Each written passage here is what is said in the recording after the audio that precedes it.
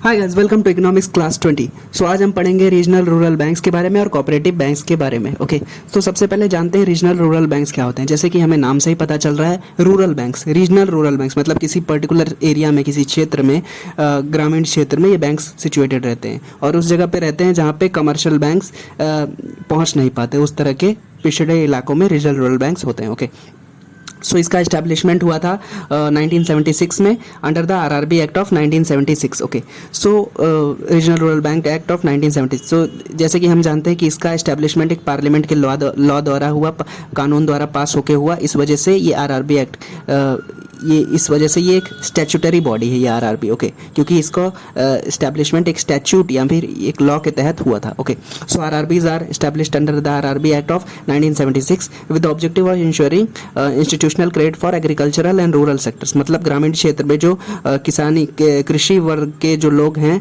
या फिर जो अदर रूरल सेक्टर से जो गैर कृषि वर्ग के लोग हैं, उनको अगर पैसों की ज़रूरत है, लोन की ज़रूरत है, तो आरआरबीज मदद करेंगे, लोन देंगे। Okay, so RRBs mobilise financial resources, जैसे कि हमने जाना फाइनेंस कराते हैं रूरल और सेमी अर्बन एरियाज में, लोन देते हैं और स्मॉल और मार्जिनल फार्मर्स को, एग्रीकल्चरल लेबरर्स को, रूरल आर्टिसंस होते हैं, उन लोगों को अगर ज़रूरत है तो ये आरआरबी उनके लिए रहेगा। Okay, so area of operation of RRBs are limited to as specified by the government of India covering one or more districts in the state. जैसे कि हम जानते हैं कि पुलिस स्टेशन होते हैं ना, ये थाना क्षेत्र यहाँ तक रहेगा, उसके बाद में अगर कुछ होता है तो आप दूसरे थाना क्षेत्र में जाइए। इसी तरीके से आरआरबीज भी होते हैं कि उनका पर्टिकुलर एरिया ऑफ ऑपरेशन रहता है कि इधर ही, इतने तक ही, इनकी दूरी तक इनका क्षेत्र रहेगा, उसके आगे आप दूसरे आरआरबी में जा सकते हैं। Okay, so they have area of operation covering one or more districts, मतलब इतने एरिया में जहां गवर्नमेंट ऑफ इंडिया बताएगा कि वहां तक ये मान्य रहेंगे, उसके आगे आप दूसरे आरआरबी में जा सकते हैं। ओके, सो जैसे कि हमने जाना कि आरआरबीज करंटली, जैसे आरआरबी अगर हम एक बॉडी की तरह देखें पूरा,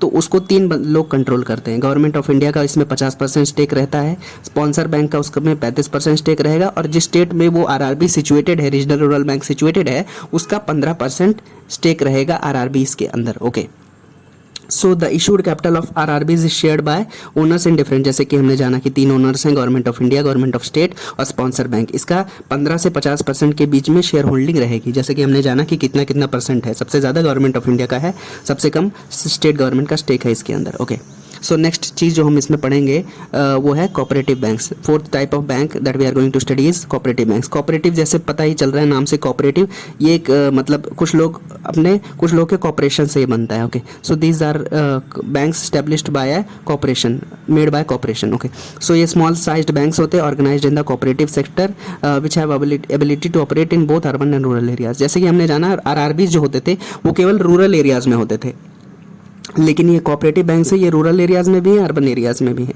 ओके, सो ये भी एक स्टैट्यूटरी बॉडी है क्योंकि इसका एस्टेब्लिशमेंट हुआ था under the cooperative banks in India are registered under the Cooperative Societies Act. Okay, so banking laws cooperative societies act के तहत 1965 के तहत इसका इस्टेब्लिशमेंट हुआ था और इसको रेगुलेट करता है आरबीआई। ओके, आरबीआई इसको रेगुलेट करता है कोऑपरेटिव बैंक्स को। So it is also govern by banking regulation act 1949 and banking laws cooperative societies act 1965। Okay, so अभी हम जानेंगे what are the types of cooperative banks. So cooperative banks के 3 types होते हैं, उसमें पहला टाइप है प्राइमरी क्रेडिट सोसाइटी, उसके ऊपर आता है सेंट्रल कोऑपरेटिव बैंक्स, उसके ऊपर आता है स्टेट कोऑपरेटिव बैंक्स। ओके, तो सबसे पहले जानते हैं प्राइमरी क्रेडिट सोसाइटी क्या होता है। सो जैसे नाम से ही पता चल रहा है, प्राइमरी, प्राथमिक। ओके, क्रेडिट सोसाइटी मतलब क्रेडिट देते हैं, formed at the village level, मतलब ग्रामीण क्षेत्र में छोटे लेवल पे या टाउन लेवल पे जो होते हैं प्राइमरी क्रेडिट सोसाइटीज लोकेटेड होते हैं। ओके, सो एक टाइप ऑफ कोऑपरेटिव बैंक्स है। So they are formed at village level और town level with the borrower and lender residing in the same locality, मतलब जो लोन दे रहा है और जो लोन ले रहा है वो एक ही एरिया में रहेंगे, ताकि मतलब ये कोऑपरेटिव बैंक्स कॉपरेशन से बनता है। कुछ लोगों के बायर और जो लेंडर और बोरोवर सेम जगह पे रहते हैं प्राइमरी क्रेडिट सोसाइटीज़ के अंदर, ताकि देख सके जिसने लोन दे रखा है कि पैसा लेके भाग ना जाए, और जिसने लोन ले रखा है वो उसका ऑपरेशन चल रहा है क्या, मतलब उसका काम चल रहा है क्या, जिसकी वजह से वो मुझे वापस लोन दे पाएगा। Okay, so they are formed at the village level and the operations of each society is restricted to a small area so that members can know, मतलब कुछ लोग रहेंगे कोऑपरेटिव बैंक्स के अंदर जो पैसे लगाते हैं, कुछ लोग रहते हैं जिनकी ज़रूरत होती है तो पैसा लोन के तौर पर लेते हैं और कुछ इंटरेस्ट भरते हैं। ओके, तो इसी वजह से प्राइमरी क्रेडिट सोसाइटीज़ में ये होता है कि बोरोवर और लेंडर सब सेम जगह पे रहते हैं, मतलब 30-35 लोग मिलके बनाएंगे और उसमें से कुछ को ज़रूरत रहेगी वो ले लेंगे। तो बोरोवर और लेंडर एक ही जगह पे रहेंगे और एक दूसरे को वॉच करते रहेंगे कि कहीं डिफ़ॉल्ट ना कर जाए। So because we want to prevent fraud, तो इस वजह से प्राइमरी क्रेडिट सोसाइटीज़ में बोरोवर और लेंडर एक साथ साथ मतलब एक ही लोकेलिटी में रहते हैं, एक दूसरे को वॉच कर सकते हैं कि हाँ ये मेरा पैसा लौटाएगा, लेके भागेगा नहीं। ओके, सो कोऑपरेटिव बैंक्स में जो दूसरे लेवल पे आता है प्राइमरी क्रेडिट सोसाइटीज़ के ऊपर, वो आता है सेंट्रल कोऑपरेटिव बैंक्स। ओके, सो सेंट्रल कोऑपरेटिव बैंक्स होते हैं ये डिस्ट्रिक्ट लेवल पे होते हैं, और जो ये प्राइमरी क्रेडिट सोसाइटीज़ होते हैं वो विलेज लेवल पे होते हैं। सो जो सेंट्रल कोऑपरेटिव बैंक्स होते हैं डिस्ट्रिक्ट लेवल पे होते हैं, और इसके अंडर कुछ प्राइमरी क्रेडिट सोसाइटीज़ आती हैं, क्योंकि ये बड़े लेवल पे है तो इसके नीचे कुछ छोटे छोटे प्राइमरी क्रेडिट सोसाइटीज़ आएंगे ना। तो प्राइमरी क्रेडिट सोसाइटीज़ क्या करते हैं, इनका एक दूसरे से लेन देन होता रहता है। मतलब प्राइमरी क्रेडिट सोसाइटीज़ के पास अगर ज़्यादा पैसा है तो वो सेंट्रल कोऑपरेटिव बैंक में इन्वेस्ट करेंगे और पैसे कमाएंगे, इंटरेस्ट कमाएंगे। Okay, belonging to the same district as their members.